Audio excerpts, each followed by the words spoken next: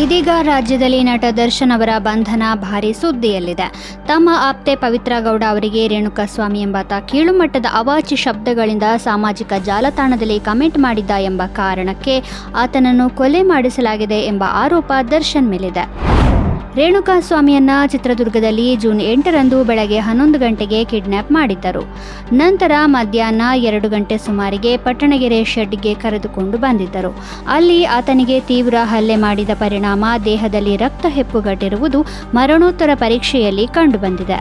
ಆತನ ಮೇಲೆ ಮರದ ಹಲಗೆಗಳು ಹಾಗೂ ಬೆಲ್ಟ್ನಿಂದ ಹಲ್ಲೆ ನಡೆಸಲಾಗಿದೆ.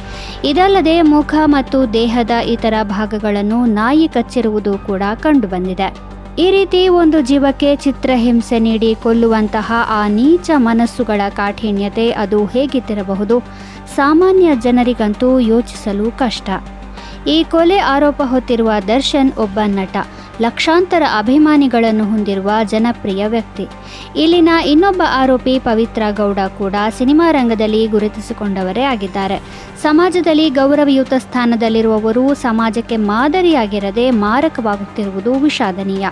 ಇದಲ್ಲದೆ ಅವರ ಅಭಿಮಾನಿಗಳು ಸಾಮಾಜಿಕ ಜಾಲತಾಣಗಳ ಮೂಲಕ ಕೊಲೆಯಾದ ಸಂತ್ರಸ್ತ ತಪ್ಪು ಮಾಡಿದ್ದು ಆತನಿಗೆ ಶಿಕ್ಷೆ ಕೊಟ್ಟಿದ್ದಾರೆ ಎಂದು ದರ್ಶನ್ ಕೃತ್ಯವನ್ನು ಸಮರ್ಥಿಸಿಕೊಳ್ಳುತ್ತಿದ್ದಾರೆ. ಇಂತಹ ಸಮರ್ಥನೆಗಳು ಸಮಾಜದ ಮೇಲೆ ಬೀರಬಹುದಾದ ಪರಿಣಾಮಗಳ ಕುರಿತು ಯೋಚನೆಗೆ ಹಚ್ಚುತ್ತಿವೆ. ಈ ಪ್ರಕರಣದ ಬಗ್ಗೆ ಖ್ಯಾತ ನಿರ್ದೇಶಕ RGV ಖೇದ ವ್ಯಕ್ತಪಡಿಸಿದ್ದಾರೆ. ಅವರು ತಮ್ಮ ಎಕ್ಸ್ ಖಾತೆಯಲ್ಲಿ ವೈಯಕ್ತಿಕ ಜೀವನದಲ್ಲಿ ಮಧ್ಯಪ್ರವೇಶಿಸುತ್ತಿರುವ ಅಭಿಮಾನಿಯನ್ನು ಕೊಲ್ಲಲು ಸ್ಟಾರ್ ನಟ ಕಟ್ಟರ್ ಅಭಿಮಾನಿಗಳನ್ನೇ ಬಳಸಿಕೊಂಡಿದ್ದಾರೆ. ಇದು ಸ್ಟಾರ್ ಹೀರೋಗಳ ಆರಾಧನಾ ಸಂಸ್ಕೃತಿಯ ವಿಲಕ್ಷಣತೆಗೆ ಸೂಕ್ತ ಉದಾಹರಣೆ. ವ್ಯಕ್ತಿ ಆರಾಧನೆ ಅತಿರೇಕಕ್ಕೆ ಹೋದರೆ ಯಾವ ರೀತಿಯ ದುರಂತ ಸಂಭವಿಸಬಹುದು ಎನ್ನುವುದಕ್ಕೆ ಇದು ಉತ್ತಮ ಉದಾಹರಣೆ ಎಂದು ಬರೆದುಕೊಂಡಿದ್ದಾರೆ. ಈ ಮಧ್ಯೆ ಪ್ರಕರಣ ಮುಚ್ಚಿಹಾಕಲು ಮತ್ತು ಇದರಿಂದ ದರ್ಶನ್ರನ್ನು ಖುಲಾಸೆಗೊಳಿಸಲು ಪ್ರಭಾವಿ ರಾಜಕಾರಣಿಗಳಿಂದ ಪ್ರಯತ್ನಗಳು ನಡೆದಿವೆ ಎಂಬ ಸುದ್ದಿಗಳು ಹರಿದಾಡುತ್ತಿವೆ.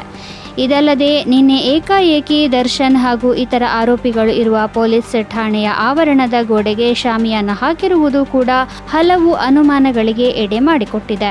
ಈ ಬಗ್ಗೆ ಪ್ರತಿಕ್ರಿಯೆ ನೀಡಿರುವ ಕೇಂದ್ರ ಸಚಿವೆ ಶೋಭಾ ಕರಂದ್ಲಾಜೆ ಅವರು, ಕರ್ನಾಟಕದಲ್ಲಿ ಕಾಂಗ್ರೆಸ್ ಸರ್ಕಾರ ಅಸ್ತಿತ್ವಕ್ಕೆ ಬಂದ ಮೇಲೆ ಯಾರಿಗೂ ರಕ್ಷಣೆ ಇಲ್ಲದಂತಾಗಿದೆ.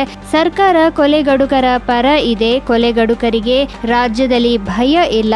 ನಟ ದರ್ಶನ್ ಕಾಂಗ್ರೆಸ್ ಪರ ಚುನಾವಣೆಯಲ್ಲಿ ಕೆಲಸ ಮಾಡಿದರು ಎಂದು ಅವರನ್ನು ಶಾಮಿಯಾನ ಹಾಕಿ ರಕ್ಷಣೆ ಮಾಡುತ್ತಿದ್ದಾರಾ ಎಂದು ಪ್ರಶ್ನಿಸಿದ್ದಾರೆ.